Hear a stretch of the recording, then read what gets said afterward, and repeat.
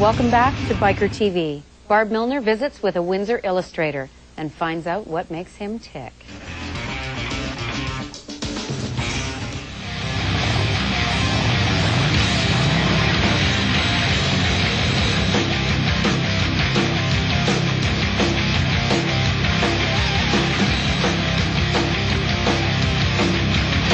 You know, the more you work, the more the painting comes to life. The best part of doing the painting is when it's about 3/4 done and you've got a little bit more to go in there and you're going in there to put the high shines. I'll tell you, the music goes on and it's the best part. There's nothing that beats it in the world.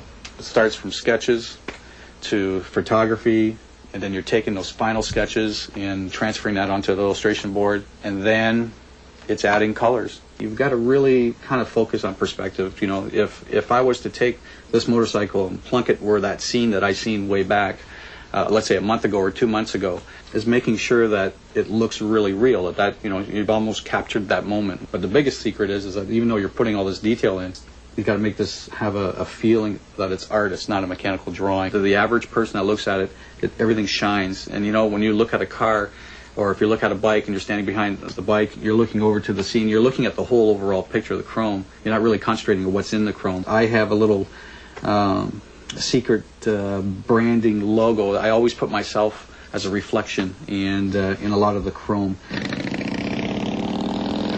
The reflections basically show a little bit of the town. If the bike was sitting at the port, and we actually got a little bit more of a zoomed in where we have the lighthouse on the helmet here as well, where you can pretty well see the fishermen. These are basically guys that are riding on the side of the shoreline. We've got a person that's basically being pulled up here with a large cruiser. And of course my little trademark, I painted myself in here. This piece took about, there's probably a good 300 hours or more, and 2 or 3, maybe even 4 trips out to Port Dover, and taking various photographs. First of all, we found a beautiful bike that somebody had customized. We took some fabulous shots, and it was kind of easy because the reference was there, and the better the shots, the better the bike turned out.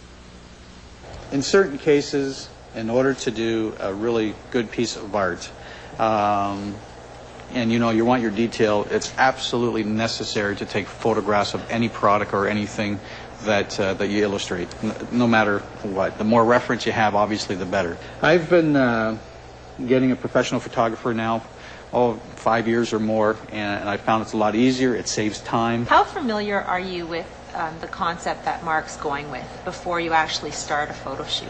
It depends. I'll get sketches sometimes. Marc will have an idea, and I'll see 3 or 4 sketches.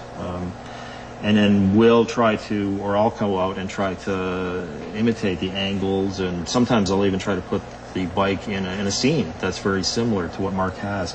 I mean, it's sort of a fantasy, and then we try to make it a reality.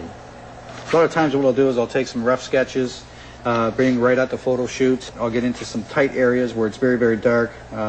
Even with photography, areas like this will not show. They'll be in dark shadow.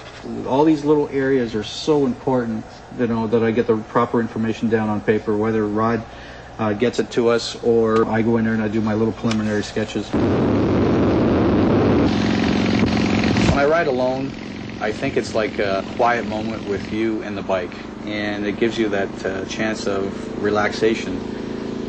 In some cases, my mind goes 1,000 miles a minute. I can't tell you how many scenes that I've seen that I've wanted to paint.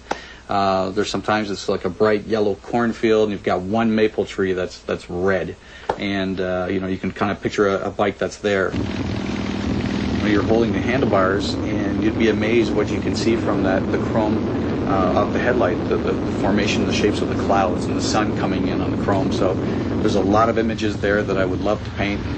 Probably will never have the time in my whole life career to be able to paint all the thoughts that I've thought of.